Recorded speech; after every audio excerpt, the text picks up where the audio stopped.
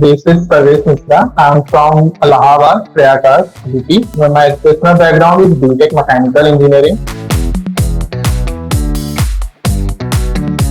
So, like my friends, I have friends in my previous background, and I know what they studied in the 4 years. And I also know about myself what I studied in the mechanical background in the 4 years, and what I have to do in the working industry.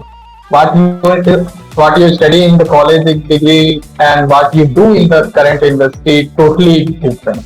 And in the Masai, we are like doing the real world project. Best thing about the Masai, I would say, the support system from the teacher, from the instructor, from the mentor, from the curriculum team, because they don't left you at the till the end.